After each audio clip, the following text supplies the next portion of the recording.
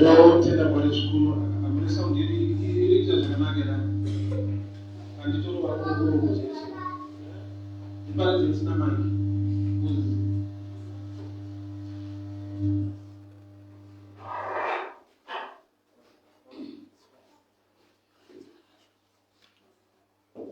ndinotenda Mwari zvikuru magerano Mwari ndimwari wakanaka regai ndikuvasemese muzita ramambo Jesu. Amen. Amen. Amen. Amen. Baba minds when you come to Mwari wakitirenyasha shukuru. Chadwa kishumire shukura Mwari kubva kubhuku ya First Kings madzimambo ekutanga First Kings chapter 1.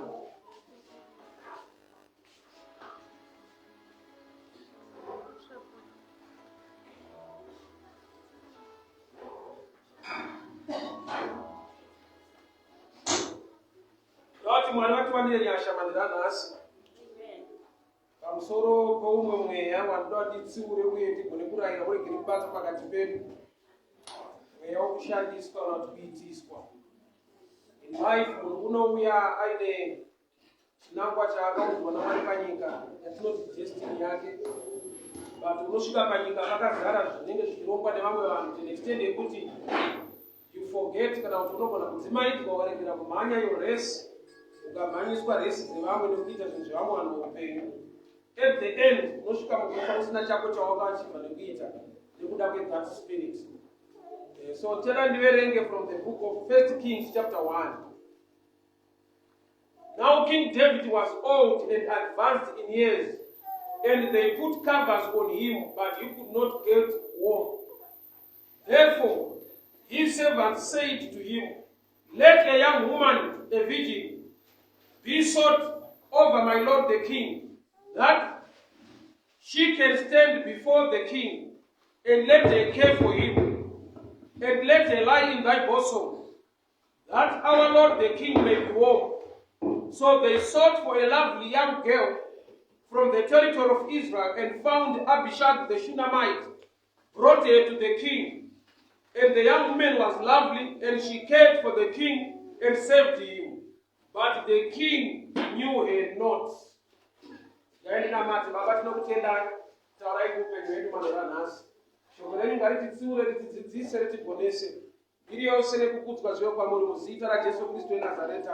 Amen. Amen. Yaendeverenga ndemumwe musikana ainzi Abishag. Musikana uyu wakauya mupalasi mambo David kwete nereason yerelationship, asi kuti nekuda kwekuti ane basa raanga awanirwa risinei nedestiny nefuture yake. Basa randaona sekunge yaiva espirit yekushandiswa. Why? Nokuti zvanzi mambo David anga akura akwegura asisagone kudya kudziya nemiri wake. Vanhu ndokubva vaunza magumbeze ekuti agone kufuga, nemagumbeze chaiwo haana kumuitira zvakanaka, haana kudya kudziya. Ndokubva vazoronga zano rekuti toda kundotsvaka musikana angauye kuzogara nemi mambo, zvikuru sei pamunovata iye anenge ari mugumbeze iroro. Chikonzero chii chekuti mugonewo kudya kudziya. So ari kuuya kuti agoita basa regumbeze iye ari munhu. Ndaitarisira kuti varume vatsvake mamwe magumbeze ekuwedzera kuti David anzwe kudziya, but vakati aiwa tichaida zvekushandisa magumbeze, regai tinotsvaga munhu watichatora kuti agare mugumbeze ramunenge muri mambo, so that anogona kujenereta hiti munzwe kudziya nekuda kwemunhu iye. Havana kufunga kuisa moto, havana kufunga kuwedzera magumbeze, but vakafunga kutsvaga munhu angaite basa iroro. Munhu ari kutsvagwa, Bible rati she was a virgin, yaiva mhandara. Munhu akatsvagwa she was so lovely, munhu anga akatozvinakiro hwake, but ari musikana wechidiki. Zvichida ane future yake nezvaanoda kurongawo muupenyu, kana relationship yemunhu waaidana naye vane zvimbiso tichazoroorana, but atsvagwa kuti adziise upenyu hwemunhu ari about to die. Iye ane a life to live, but he is serving somebody ari about to die. David akura akwegura atochembera at the point yekutoti about to die, but vanhu vanoti ngatitsvagei munhu wechidiki anouya kuzoseva kwete nokuti ari kuuya kuzodanana namambo kana kuti anodiwa namambo. Vakamutsvaga haasi David, vakamutsvaga were the servants varanda vaDavid. So haana kuuya nokuti adiwa namambo, auya nokuti pane vanhu vafunga kumushandisa nyangwe asiri kudiwa. Munhu auya kuzova pedyo close to the king, not because of relationship, asi nekuda kwekuti ane vari kuda kumushandisa kuti mambo vanzwe kudziya. Magumbeze ese atinofugaya anotidziisa, but kana asakara tinongomarasa. So musikana wakauya kuzodziisa mambo zvisinei nelife yake, but achiprotecta life yemumwe mudhara achembera are about to die. Kureva kuti pana Abishai paiva nespirit yekuabuswa. Haana kuuya for anything else, but kuti azongoshandiswa kuti mumwe munhu angonzwawo kudziya. Havanei nekuti future yake yakadii, anozodawo kuroorwa. Why? Nokuti time yaakunoseva mambo David handizivi kuti chichatora makore mangani, but David uyo achatofa akura atochembera. But musikana uyu achazoda kuti David nyangwe afa obuda mupalasi, odawo kurarama semunhu anodawo kuroorwawo. But time iri kudyiwa, nguva iri kubiwa ndeyake. Destiny yake iri kufaitwa, but iri kufaitwa in a way yekuti anenge ari mupalasi, a good place, but musina a good reason concerning a life. Munhu aenda munzvimbo inoyemurwa kuti ari kugara namambo, but asina chinganakidze kuti chingamuitire zvakanaka mulife make. Kureva kuti in the sight of other people anenge hero, but in private life is failure. Vanhu vachimuona is celebrity, but iye pachake she is failing to celebrate life. Wake upenyu hauna kunaka, but auya munzvimbo yakanaka. So mweya wekuabhusa vanhu unoshanda nenzira dzakadaro kuti unoenda panzvimbo inenge ichiyemurwa nevanhu but pasina chako, uchitoremekedzwa uchibhirwa but pasina chauri kuvaka nekubhiudha muupenyu hwako. Tiri kurarama munguva yeabuse to an extent yekuti mukaona vanhu vakamba manight club mabhawari, iye nyakuvaka night club yacho haaswere imomo, haite pfungwe imomo. Kune vana vevamwe vanhu vanofanirwa kuswera ikoko, kune vanasikana vamwe vanhu vanoita nzenza dzinonogara ikoko. Vake vana haadi kuti vaswere kunight club, munhu akavaka night club haadi, but anoivakira vana vevamwe vanhu vanoziva kuti ava ndo vachaita mubhayira vaona kuri fine. Kune spirit yakarongera vanhu kuvafunza destiny yavo, but vachivarayirwa vari muzvinhu zvemumwe munhu. Muridzi webhawa haaiti pfungwe kubhawa, anoziva kuti kune vamwe vanhu vachaita pfungwe ikoko vaakavakira bhawa iro.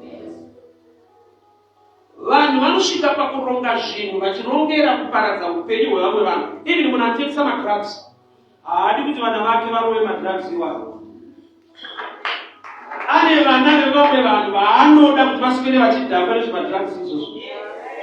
Hakuna munhu ari mubhizinesi remadrugs anosaplaya vana vake, anosaplaya vana vevamwe vanhu. Kana akazi anotengesera vanhu vakuru, haatengesere hama dzake, anozviitira vamwe vanhu upenyu kuti upenyu hwamwe vanhu huparare. So munhu akasava nekuchenjera nekuoneswa naMweya Mutsvene kuti tinogona kurarama upenyu hwekuitiswa, vanhu vachitomeka. Nokuti muridzi weNight Club anopedzisira akutovaka dzimwe dzimba nekuda kwokuti kune vanhu vanopota vachirara ikoko, iye asitarara ikoko. Kuda kuti anoronga disaster, but mudisaster yake mune a bit of entertainment. Anoziva kuti kune vasikana vachauya vachapinda imo, kwete vana vake, kwete hama dzake, vana vevamwe vanhu. Kune vanhu vekuti vakafunga kuita zvimwe zvinhu vanotsvaga vana vevamwe vanhu vekushandisa. Kana zvaita vopa vana vavo mikana pazvinhu zvacho zvazoita. Panonzi apa pari kudiwa munhu anoita basa iri hautsvagwe, panoda munhu anoshandiswa kuti mukana uzovhurika. Kana wavhurika akudiwe type yako kune vanotsvakwa. Life inodaro kuti tine vanhu vari kuitiswa vachitofungidzira kuti vane zvavari kuita muupenyu. Gore parinopera kana kuti paunozochembera unoshaya chaunogona kunongedzera cheupenyu hwako nemhuri yako, but unenge uchinongedzera zvawakaitira vamwe vanhu nemhuri dzavo. I'll give an example. Ndine shamwari yangu angari garden boy, gardener. So ndakamupa zano ndikati Bruno, basa rokushanda harina kuipa, chakaipa kufa uchiita basa iroro. Unotombidzwa zvakanaka. Kuti nguva ungasadzipasa kuti saka vari kushora basa chese chinokupa mari uchishanda muupenyu chakashoreka chinoitwa, asi kufa uchiita ichocho idera. So garden boy unoitwa, asi kufa uri garden boy ya choice. Why? Because une mukari saka shamwari yangu ndakagara naye pasi achiona kamari kashoma kaunotowana ingagara chibva watanga kunyorera wabva wakafoira nekudii ugone kuimprova life yavo. Paakandoudza vaanoshandira havana kuzvitambura zvakanaka, vakati ndana kufunda iye pane chaunoshaya iri pano, ipauri kushanda zvakanaka, ipauri tiri kubata zvakanaka. Vanonzwa kuti munhu anofanirwa kufa ari garden boy wedu, havanzwe kuti anofanirwa kusunungukawo woimprova life woita zvimwe zvinhu. Havadi. Why? Because vakarongera life yemwana mumwe munhu kuti ngaafire pano. Zvinosvika paextend yekuti washandira mumwe munhu anokuudza kuti ndakuda kuenda kana kuamerica kana kuuk kuSouth Africa, but ndinatete vangu futi vari kuda kukomana mabasa kana kuisikana mabasa. Iwe unopotoona sekuva unodiwa, but unopedzera waita hausipero wedzinza rese. Ndakamboshandira bamukuru wacho, ndikashandira tete wacho, apa ndinameni wacho, uchidada zvisina basa. Pauri pane mweya wekushandiswa, but unoona sekunge une kudiwa kuri kuitika. Shamwari yangu paakanotaura nevanhu vaanoshandira vakati ndakakufurira iye. Ingakuri kubata zvakanaka. Pane pamwe pekuti kumwe kubatwa zvakanaka kukuvadzwa. Ngwarira kumwe kubatwa zvakanaka kana usingazivi kuti zvinoguma nekupi. Ndinozopa yambiro kuvanasikana kuti ukaona kukomana chidzamberi weekend unokugochesa kunokudii nonokudii, ukaziva plani yake ngekugocha iwewe.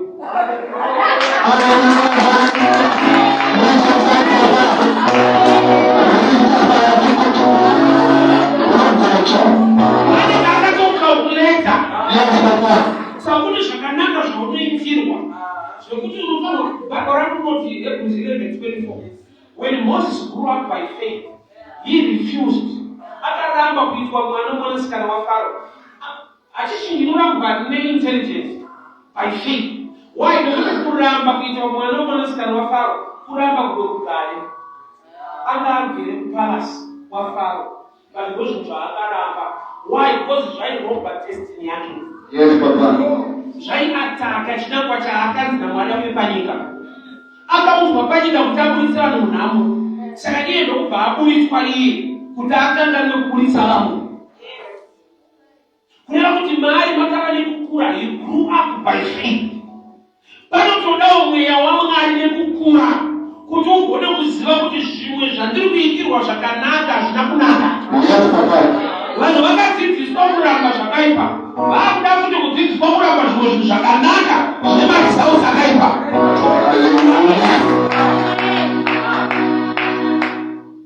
Pane kumwe kudiwa kunopushwa nemweya yechina.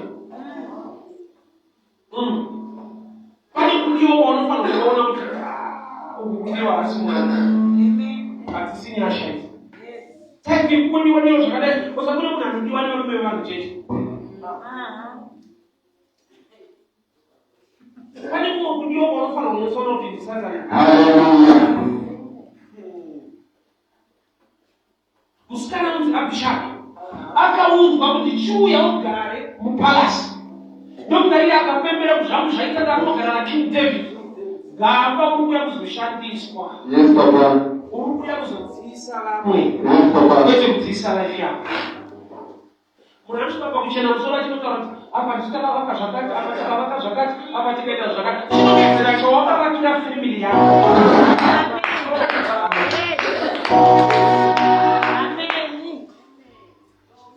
Zvese kuchiitira vanhu, it's okay.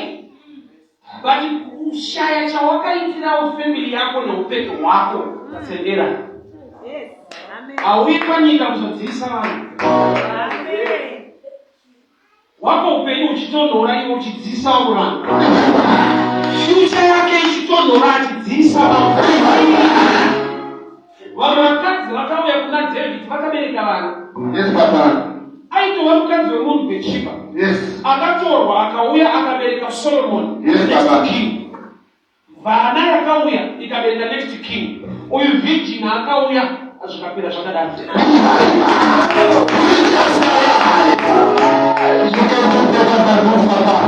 Idera kuti unyakuzvibata ane self-discipline akanaka, but that she was a lovely girl, a virgin, but akauya kuzowestwa.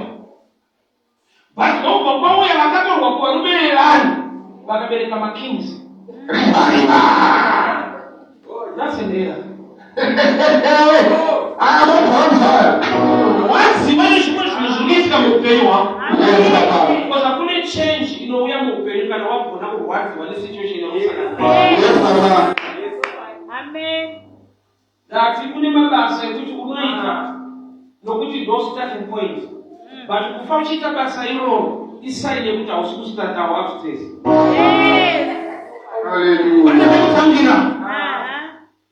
I remember in nuts my uncle akamugara one room unoenda kuita form 1 kusikana zvinoitika asi kufa makadaro.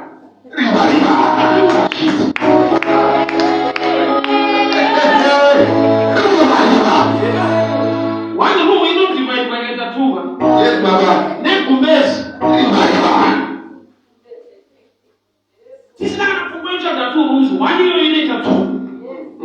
Toisa kumbezi kufa muchiita izvozvo idera. Zvinoitika unokutakira ipapo nemamine ezvinhu, asi endawo kuna Mwari wako kuti Mwari wangu apa panoda chenja.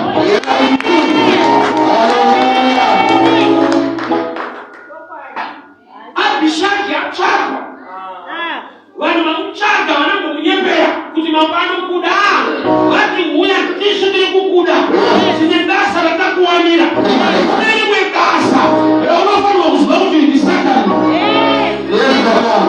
Kupfungwa dzevazhinji ndezvekuti dai ndaona basa naSatani ane mabasa.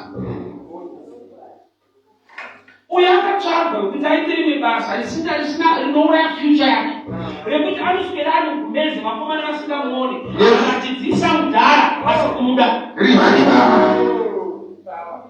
Vanofanirwa kukuona kuti vakurore vari panze. Iwe basa rako nderekugara mugumezi nemudhara asi kutombo kutarisa.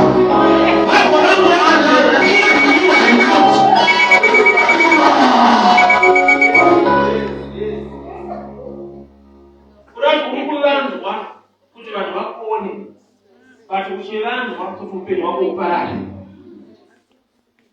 Ari kuvanzwa kuti vanhu vasamuone, but iye mari macho haasi kudiwa. Yes. So kunzoko vanhu kana vachimunyaya vachitaura vanoti zvake ari pamangu wako nepalasi, iye pachake ari mugomezi achikuda kusodzinga. Uno munhu akaingeye upenyu hwangu huparara. So you can be a public hero, but private could be failure. Glory to God. Unogona kuvanzira vanhu kunzoko vakakucelebrata, but mukati uchinzwa kuchema nekurwadziwa kuti yaisila.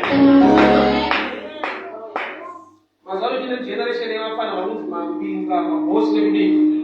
Shuwa pamberi pevanhu kupublic ari big ari boss. Private life ari mumba achiziva bheko dzaakaita nezvaakaita. Yes, Papa. Achichema. Yes, Papa.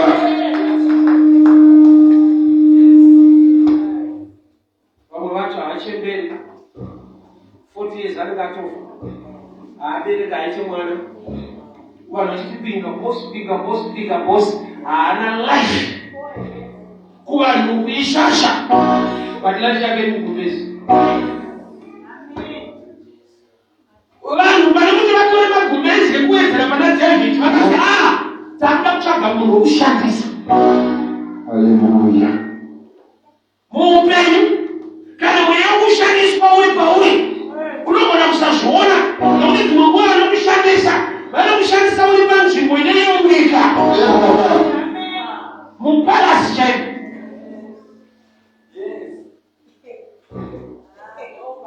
Tine vanhu vatinoyemura nhasi vari kune dzimwe nzvimbo dzakakwirira mumusoro vari kuita basa rekushandiswa vasina zvavari nazvo but vanotyisa kuti vaona but life yake chaiyo haana chainacho but mucommunity musociety anenge achikunzi vari kupalasi vanhu vaisvira vachidhiskasa nemusikana kunzi unomusere musikana vanonzi abhishaki akatoenda kwaDavid chaiyo breakfast vanotorova ikoko azvekudya aipiwa but food chikafu haisi destiny yako.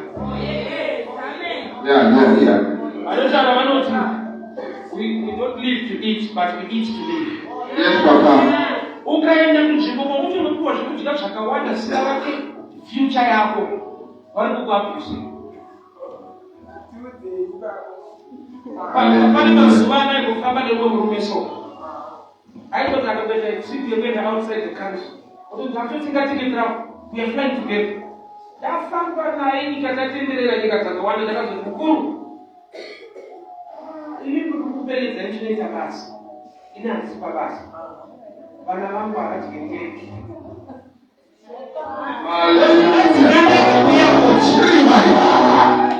iye achienda kuborodhero ndichienda kuwadzana ndakaita mubvunzo ndiri murodhi saka ndiri kuitei ramangwana rangu zvinoita rekurisa matiketi endege ndowaridza nokuti vana vangu ndo zvakaita baba wenyu muupenyu. Ndakati mukuru this time kana makuenda kutsvaga rimwe boys ndada kumbosara ndichiitawo zvanofanirwa kuita. Mafoto maselfa akaitora mundege haadyiwe. Haana chaanopa family yako kana mubereki wako kumusha. Ona tiri business class, ona apa tiri pakati inyaya dzevafana vanhu vaamachuwa vakuda kuisa legacy on it.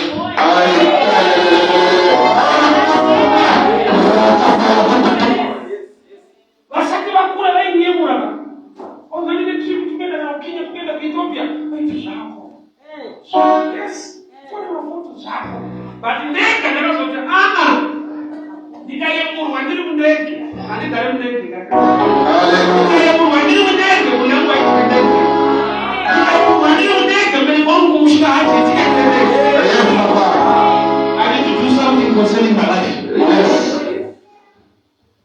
So kune zvimwe zvinhu zvakanaka straight zvisinaine life zvisinaine destiny yako zvakanaka straight. Musikana uyu paakandogara mupalasi vanhu vofunga vakadzi akomana zvake. Tine munhu wokuyemura nhasi asina kana one chaari kuita chelife yake. Uye ndingakwata noyaitakurwa nemazimota anenge achitengerwa hembe dzakanaka achidya hembe dzakanaka chikafu chakanaka achisimba. Abva ikoko ane hembe yakanaka anodzokera paanonocha. Haana panonzi pake asi vanhu vanozoti zvake.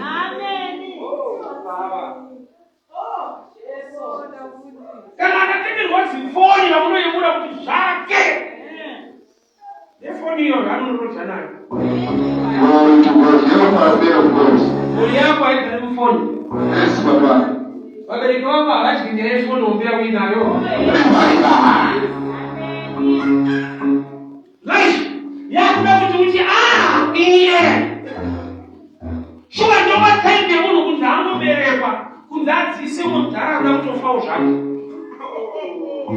Shuwa ndingaitike basa regumbeze ini magumbeze anofanirwa kudziisa vanhu kwete munhu. Asi kune mwana wevanhu varume havana kutsvaga vana vavo. They found a Shunammite girl.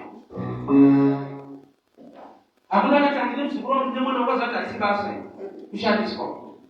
vese vanomabhiusa vanoprotecta mafamilies avo, vanomabhiusa mafamilies evamwe.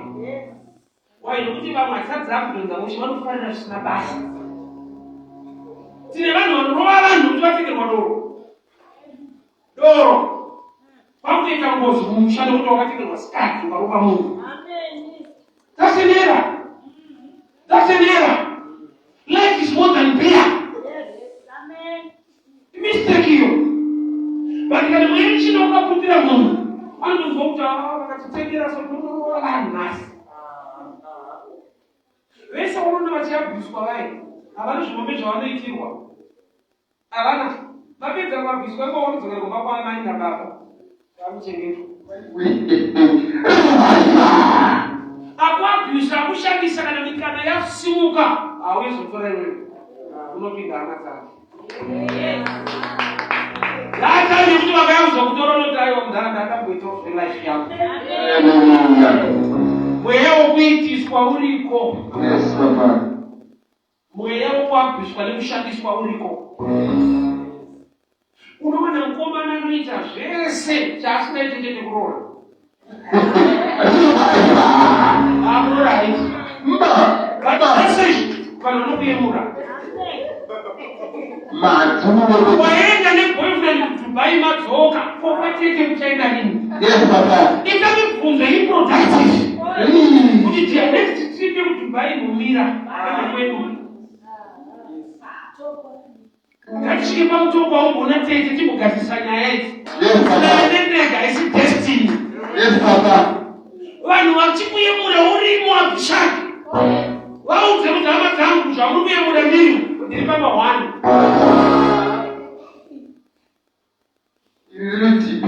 Rimoni iroro ririko. Usanobatikana mwanasikana. Rimoni iroro ririko. Usanakirwe nezvinhu zvisina future. Zvichinakidza uchiyemurwa ita paunotaiwa. Hazvisizvo. Tarisa ramangwana rako nokuti mudhara waurikudziisa is about to die. Haasina kude. Haana kukutsvaga ndiye. Hamudanani. Uri kungomudziisa. Saka kana nyamafaiti newe hauna chaunowana. Uitekita achifa iwe uchibuda mupalasi. Uri kusvika aifanirwa kukuroora akaroora kudhara. Unodzoka wagogo. Wakamboenda uri musikana. Tibatirei baba. Uri kumweyo. I thought of my father. Wechita vanhu. Wekuabvisa vanhu. Tine vanhu vekuti kusuccess yavo yaiva pakutsika vamwe vanhu. Ende vakatsikwa vacho vane zvavaitwa zvokuti vaifara vasiri kuona kuti tiri kutsikwa. Iyo munhu anoabvisa ari so cunning. Ane zvaanoongorora kuti unoda zvakati zvokuti ndikakuvaradza neizvozvo hautomboziva kuti kuri kushandisa. Unotonzwa unge uri pazvinhu zvenyu uri kuita zvinhu zvenyu ukabva uri kuita zvinhu zvake. Glory to God. Ini ndakakurira kumai nekumapurasi vakafanana. Zvaita urombo mapurasi ushandi wake akachembera mwana wacho akapinda basa. Akambodya secret iyo. Munoshanda 5 generations papurazi 1. Muri waitoziva kuti mwana wanhingi aibvekatisarisa mwana wacho yakubvisa fodya. Ubereka mwana wacho yakuita zvakati. Chaita kuti murarairwe mupere magenerations ese muri ipapo aikupa entertainment. Zvakati kuenda nezviguri kunofara weekend iripo. Hallelujah. My God, my God. Saka wachiona kuti they miss varumbwiva usinaita. Why? Because vane zvavai shop vakasikayo kutaura. Munhu ndiyaiya kutaura nokutenga zvinhu oisa mushop make. Kungonyorwa mubhuku chete muchitora zvinhu. Unenge une zvikwereti zve6 months for 1 month.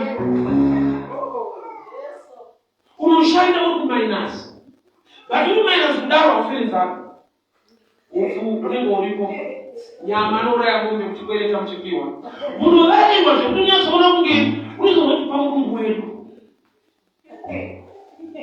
Ani akuita zvinhu zvake uchimubatsira kuimprova upenyu hwake. Paunochembera wadzipendeni wakuenda iye anenge achivakira vana vake nekuita zvinhu zvinotyisa. Ndati kune mabasa ekuti atisi kuti mabasa ewaya akaita kushanda mapurazi. Uda kufira ipapo era. There is more in life than before uchiita chete. Ndobe kutangira. Kufira pekutangira ndo mistake. Pane panotangiwa. But kufira ipapo awiti. Iti mwari panatsika pano. Pane zvatotanga kuita. Asi toda tumidendese mberi. Hallelujah. Musikana akatsvagwa nevanhu vasiri kumuda. But vatoronga plan. Singasina kutsvaga vana vavo. No spirit iri muri vanhu vanoabhusa vanhu. Vanoziva kuti zvinhu zvakaipa saka havatendere hama dzavo nevana vavo. Vanotsvaga vana vevamwe vanhu. Ndati hakuna muridzi weNightclub anonotudza hama dzake vasikana vari kumusha. Uyaenda kuNightclub. Uyaenda zvipfiyo zvepabhora.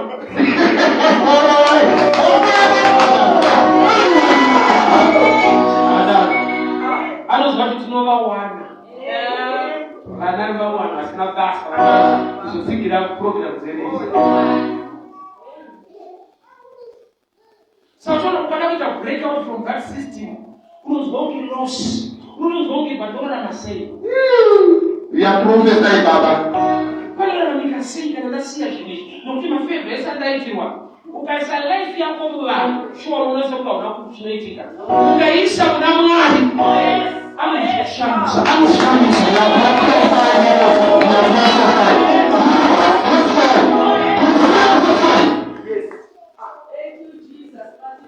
Sika yake Mwari ndekuita zvinoshamisa. Chaari kuboda vanhu vanomutenda kuti anozvigona. Ukazembera pavanhu unotozwa sekunge vakasunduka unapaunoenda. Ati vakasunduka ezvonhu kudenga kuina Mwari. Ruoko rwakanaka kupfuta.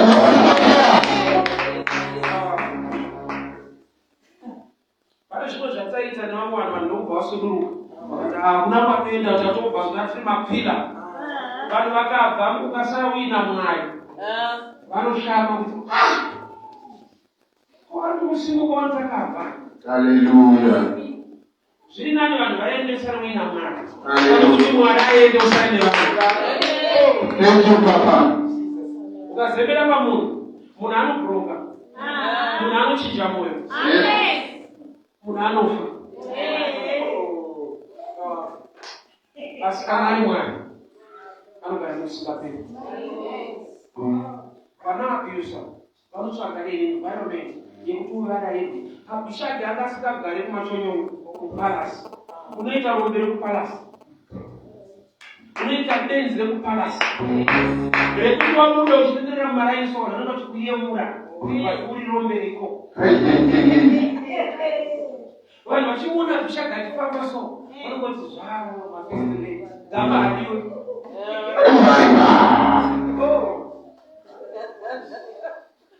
Vanhu vepanza havasi kuziva kuti munhu asi kudiwa.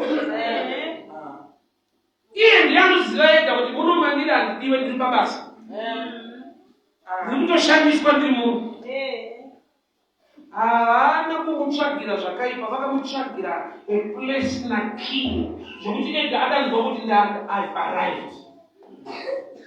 Yet time yakawestwa. David achifa, iye anotozona kuti handina kana murume, handina kana mwana. Nguva yangu yapera. Hakuna achandichoka achandiona. But ndakandigere namambo. Hallelujah. Hallelujah. Hallelujah. Mweya wekuabhuswa. Tinoramba nezita raJesu. Mweya wekushandiswa. Tinoramba nezita raJesu. Mwari ngavakuwanire nyasha. Spirit yeabuse inegere kubata vana vako.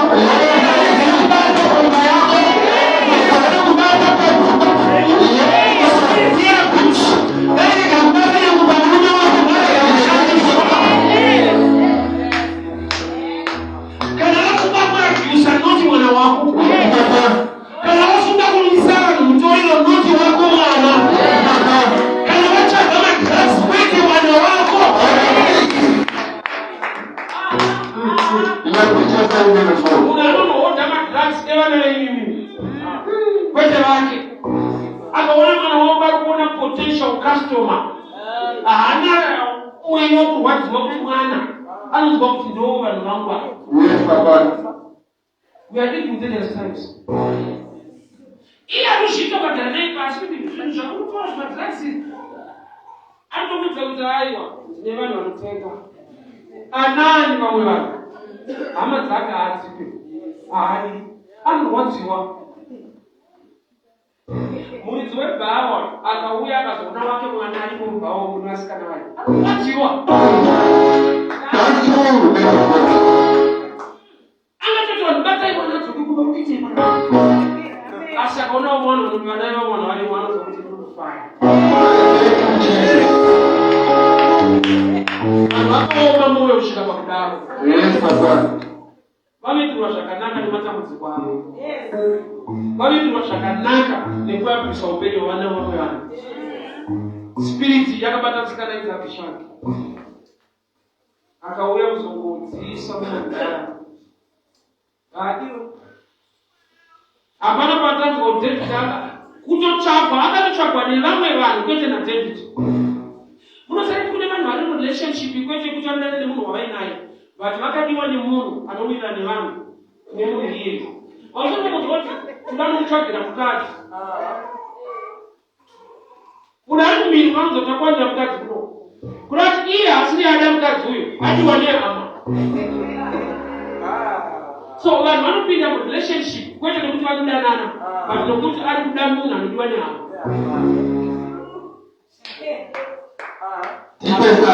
Relationships iwayo ariko and ari dangerous. Munhu anenge achiitira vanhu kwete kuda.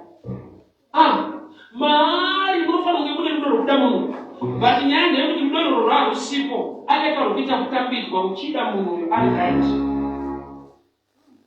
Abuse. David haana kuti mutsvagirewo musikana vanhu vovaita decision vanogara naye kuti mambo kutorwawo kwanyanya hatienda kuramba tichiwedzera magumbezi kune musikana watawana kwete imwe muyayo musikana chaiyo toda tapota achida tiboranawo pasaita uchinzwa ikuziya ko hwake upenyu ko ramangwana rake havana basa nazvo. Why? Because haasi mwana wako. The spirit of Abishag it only abuse. Unoitiswa zvinhu nevanhu zvisinei nelife yako. Vachinoita kuti unonoke kuona kuti uri kuitiswa vanoti mabhenefiti zvishoma twaanokupa vanokuvhara meso nekukubhuraiva netumwe twaunononge turi right twavanenge vachikuitira. Ndakuzanyasha mwana mugadzirwa akabvunzwa kubvunzo kuti chii chaunoshaya pano ingoti kubata zvakanaka kuti vaunodya pano kuwacha unowacha pano unotanga kunzwa mabenefits. Saka mabenefits iwaya arongerwa kuti ufe uri gadhena ipapo. Ukangofunda kumbonyora kuchikoro ndimbokaisona kuti aiwa uri kushayei. Kana zvanetsesi kana takuenda kunze ndinaba munini wangu futi kuruwa vanoda kuti mukomana tokuendesa ikoko unoita garden boy wedzinza. Dzinza ravo richisumuka wakushandira renyu harina marikuenda ende zvikayazungaka mushi unopedzera wakunotora futi muzukuru wako kuti vanhu ndoshandira rudamwe rwofuti nati ipapo hapana era iri pakuzofa uchiita izvozvo nokuti life ine paunotangira. Hatitangiri kumusoro tinotangira kumazasi but kufira kwekutangira riramba ndivoniro. Tanga uchigara kana muone room but kuzochira imomo life ngaiimprove ukazvioneka kuti unonatooa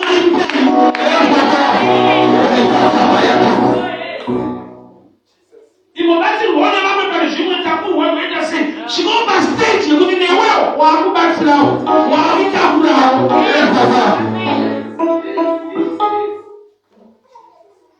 Nditanga kushumira zvakakakurumirirwa hembe nemushamwari yakuzo zvinoitika izvo mwari vanewe shoko riripo estage yekuti chekupfeka hapana but vainewe istage but kusvika pakuzoramba uchikuita izvozvo imiseke inofanira kuzosvikawo nguva yekuti newo heavy much. You're going to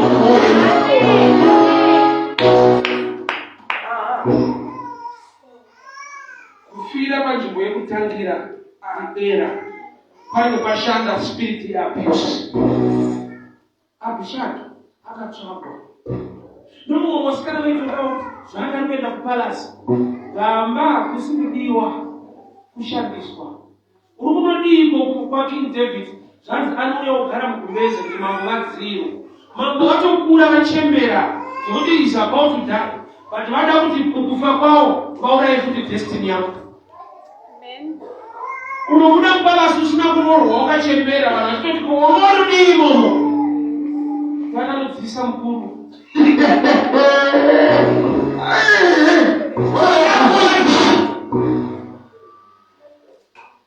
Tine vanhu vari under that spell, under that spirit. Yekuabuswa. Zvonondirida sashumirwa vakasavhurwa meso. Vane vari mucomfort zone yeabuse iyo. Sisi pana pamunokona kugere unototi kapana zvese zviri pana don't worry sisi, don't worry sisi. Uri sisi mistake kuita sisi nopekutakira nokuti ukatozobvunza vamwe vacho vakunoshandira vakatomboshandirawo vanhu futi. Shandira takavabvisa ipapo chii vakava nedifferent mindset kuti vaiva vasiyana basa.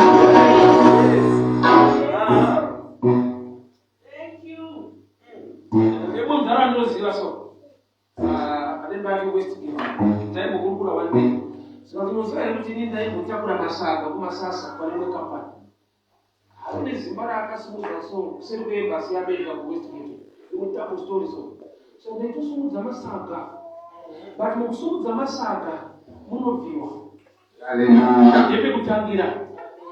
Ndine vandotoziva anozvishoesha kumaogoro vanopinda kusairota so akanga futi double story angari wingi aitakura city airways achirova door but ane plan yelife from kuita wingi kuri right but kufa uri wingi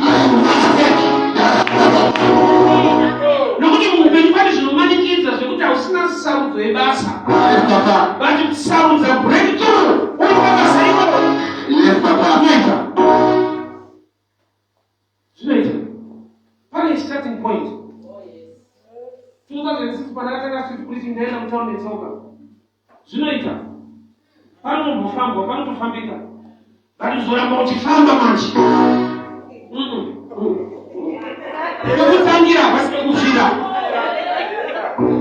kwakuwazana tikrozi. Hama dzangu kudenga kuna Mwari nenyasha. Mwari anoita zvekuti unoshaya kuti zvikasashamisa asi Mwari hazvitsanangurike kuti anozvikonekta sei kuti zvinhu chikone chiri kutiwa chete vanhu vanotenda Mwari. Mukuru akati pasiteni gorote ukroyo ndaikake ndikurota unaidara gorote imwana wako wanosikana ozonza ande gorote ukroyo kusarudza ipa area panopapa kuipa yenyu uchitobva ipapo tienda kuofisi kumalora unotonyora madocument wotobuda muofisi unoone matitle deeds pasina mari yako yavabvisa ari Mwari akufunga kukuelevheta kudaro.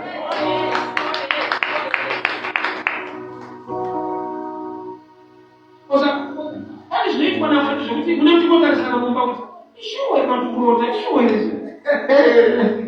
pane vakuti nobvusina madhokuments acho modzongomboisa pasi woerenga wega uri mukwe takatosenga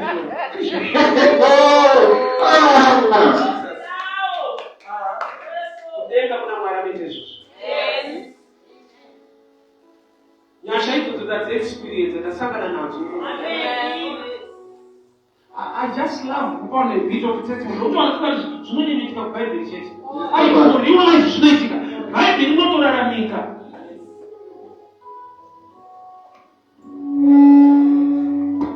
Mweya wekuabuswa. Ukauya uchingoti ndiri abuse unofungidzira unokasika kutiza. Pane zvakanaka zvinorongwa. Moses akatorwa akaubva kupalasi. Akatanga kudya zvakanaka upenyu muzukuru napano muzukuru. Iya si muzukuru wacho. Pachida kuuraiwa kwete iye destiny yake. Why nokuti vamwe vese vaiberekwa vaiurawa. Mozisi haana. Si asina kuurawa, vaida kuuraya destiny. Nokuti kurarama usina destiny nekufa zvakafanana. Savakatuvimisa urayo. Uyai mumupe chikafu agare mupalasa. Akanga kuti hama dziri munhamo, akanga nekubudisa hama dzake. Saka Bhaibheri rakazoti by faith when he grew up. Nobanga notsvaiwa chikafu chakanaka achibhadharika nekushurayiwa destiny yangu. Amen. Zvinhu izvozvo mwanasikana. Kana akakugochera huku akadini, asi kukuroora azvibhadhare.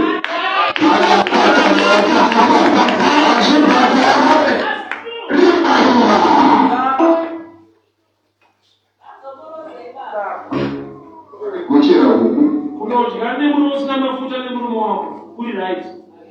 Pane kugocha for chicken nemunhasiri wako. Azviti. Vane mazita anofamba vachizotaura kavana. Kune zita rinonzi pain killer. Vanhu vese vanoabhuswa vane mazita. Rimwe rero rakushandiswa rinonzi pain killer. Ndo zvaanenge akutiudza isusu anesu manje kuona wacho. Kuti anochi pain killer changu. Kuninanisana namagamu noti pain killers. Chinongobvisa mapazi. Mwana wamwe vanhu anotonzi pain killer. Batsirei baba. Zita rekushandiswa. Iye achinofunga kuti chivi chake ndichazodii. Gama wakatorerwa chivi dongo wakuya zita rinonzi pain killer. Kuri pain kudaro. Kune zvaunoitirwa zvakanaka. Muabuse kune mazita arida. Mune tumafavor tunoitirwa munhu asiri kudiwa. Professor. Anodiwa haitirwa izvozvo. Asikadiwe anoitirwa zvokuti asaone kuti hadiwe. Professor ibaba. Zvaunotomudza kuti munhu akude anokurambira because pane zvakanaka zvikuitika. Profita ibaba tautaura nezvayo zuri. Abishak wakaiswa mukumbezi rina king zvekuti ari close to the king but haana relationship na king. Unenge uri mumotikari momoisiri yako wakaita kuzodya hwindo uchienda kuleki wadzoka kuenda kuba kwedu.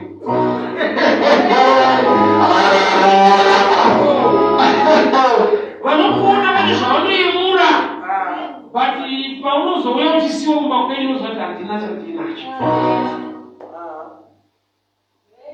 Mweya yangu akuabhuswa. Vane mazita avanokupa ndio pain killer wangu.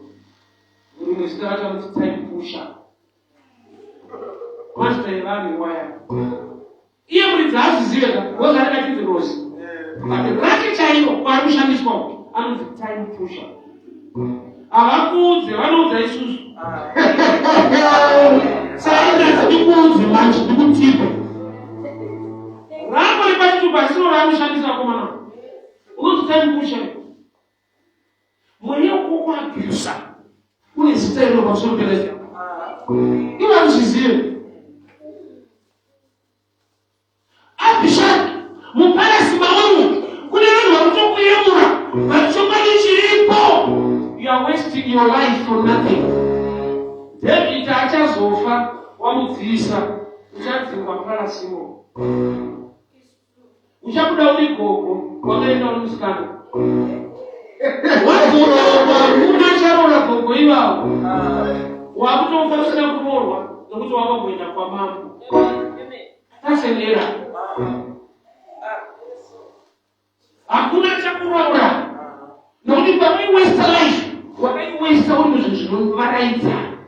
Chipira ndege uchiwesta nguva life. Vanhu vaiva kusiya manje wakuruka mundege kuenda kuDubai nekunogocha. Wochidzokera kumaraini kwenyu wosiona kuti handina zvandakaita. Ndakashandiswa. Ndakavadziisa. Zvine mabenefits. Saka munhu kwamuudza kudiwa. Osa munhu anochengeta huku anofidha huku. Huku ukaiudza kuti ari kukufidha iwe adazokudyai. Dzoswa tikunyera.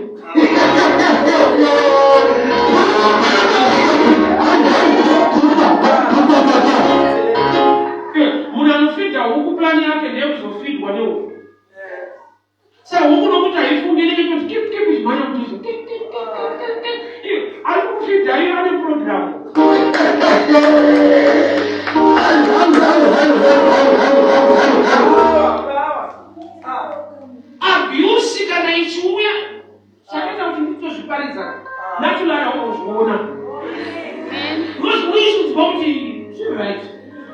Asikuti wakawanda. Tine wa iPhone atiti wakawanda. Zeti wa type yetu. iPhone unaona kuzimu wanayo. But na mambo usiku dana. Bible that the king knew a lot. If you don't benefit, say something when you speak on the side. Or put on the phone to know leave me. Yes. Makora mfama mwenda.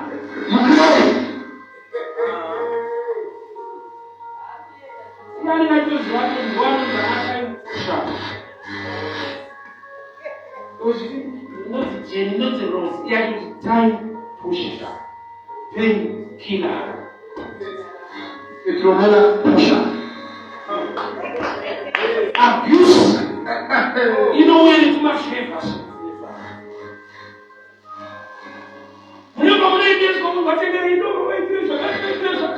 Shida yuko kwa mchumba kwa maana itaka kabisa kuita kwa sababu mambo yale kilengo au naimba. Maitiswa. Manwa. Pia. Kana kuna destiny ya mwana. Pia tena. Sina kuna mmoja katika doro. Alichumi cha achaika. Hapo wale wanaomtekera doro. Anzo mbona shoka. Takani chikao kitaitwa. Sema dole. You must learn. Kumosikoila na leni. Ile kilikuwa surprise kwa boyfriend. Mwana wako hapo kulipa pizza. Hata na kuiona kwa mkomana. Baba mnawatengelea na hao pizza. Kwa nini wanasema kwa maana ndio kama pizza? Hapa haisi breakthrough. Wao kusema tunataka ngeti chini wana Sinatofanya ngeti chini la wanasema bere. Mano shiki wane boyfriend. Hivi ni warume. Sikataka usipoilanzi mayongwa. Kuna wale ndio kuwaitina. Kuna wale wanakuja kutingira wakati wa mwana pete wao. Saudi kasatingira wako amena hapo. Antingi mwako na wale mtoi ready. Ile kwa surprise asa kuruke huku. Put the chicken in, put it huku. Hapana tunashamisa hii huku. Kuna neta nungunini ya huku. Baba. Ajira bito nesemi yako ni sati de baba. Moto mkochao. Mwana kile kwa bisu wa kukocha. Kukocha ngaje yenye nyama. Nokuti mwana abusa, vanotanga tunitoto. Mwana afuni kuti mwana kukocha. Chike. Kumbo vanoti wazindona. Ani sona kuenda simuka.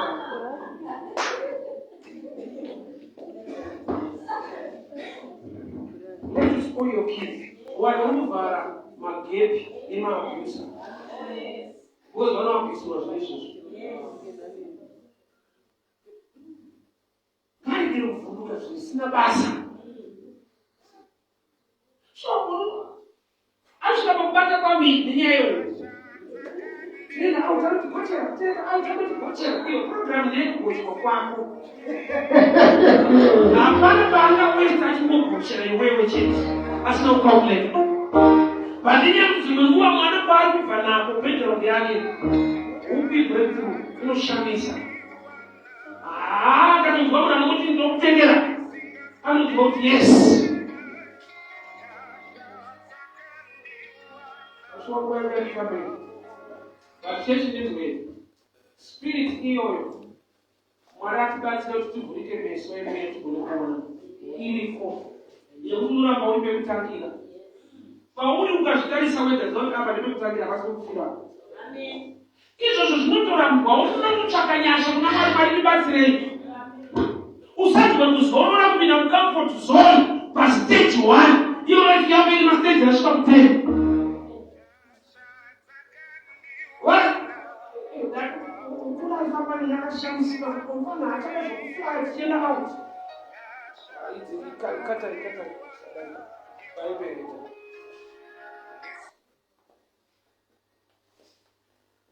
Ndio nguru.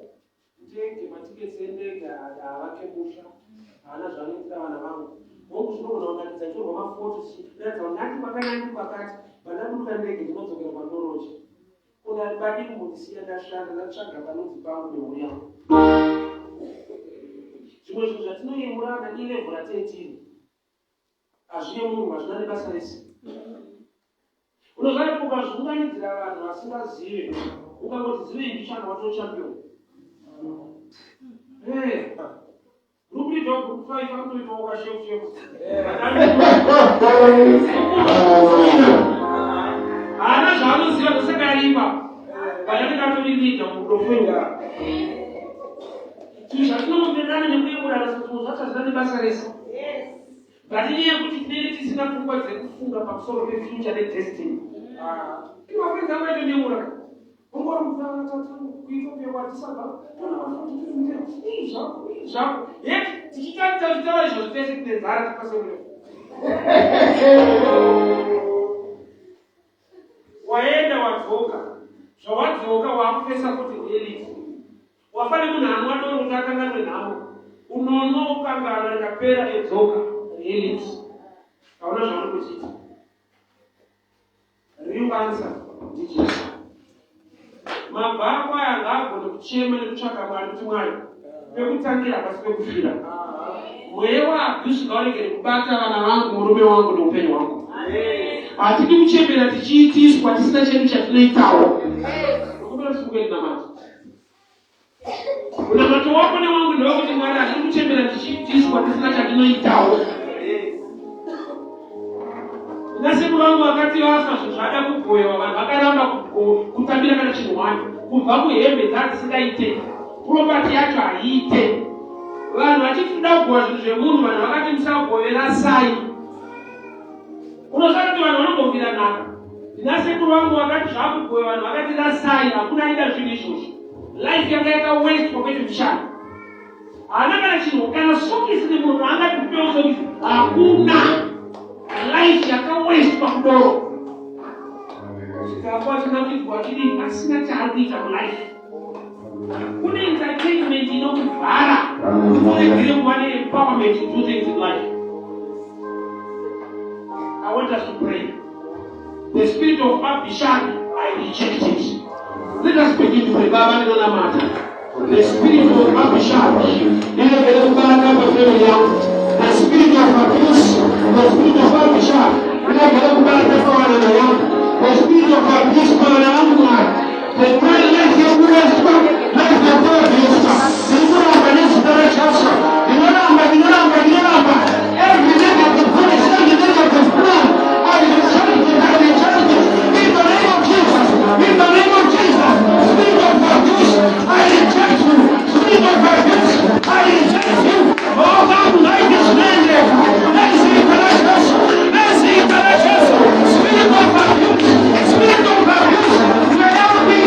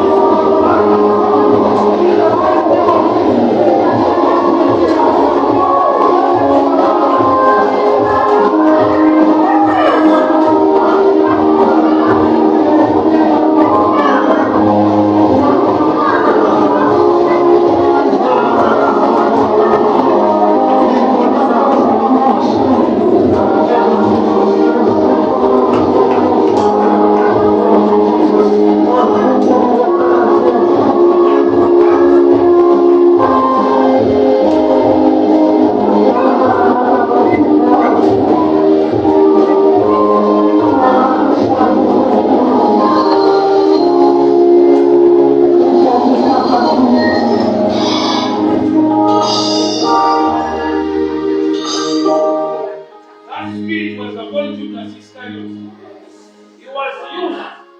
Evangelist. Wakatengesa Jesu. Iye adzokera kuchechi. Nemara indatengesa mumba asina maka. Vakamurijecta. Akakanda mari kutemberekana nozviuraya. Akaabhuswa kusvika akomita suicide. Mweya waabhuse kune link nesuicide. Unosvika paunoona kuti zvanyanya hapana chekuraramira. Judhasi wakashandiswa. Akapiwa mari shoma akatengesa Jesu. Iye ndokubva anozviuraya. Mafarisi vahwina zvavanoda. Judhasi anodza mai. Yeti ndiye ashandiswa. Mwari watiwanire nyasha. Tiregere kubata pavana vedu. Tiregere kubata muupenyu hwedu. Mwari ativhurire mikana yekutangira pasi pekufira. Jesu atipfuudze mberi. Thank you, Father. Thank you for speaking to us tonight. We give you glory, we give you praise. Spirit of abuse, we reject you. In the mighty name of Jesus. Amen. God bless you.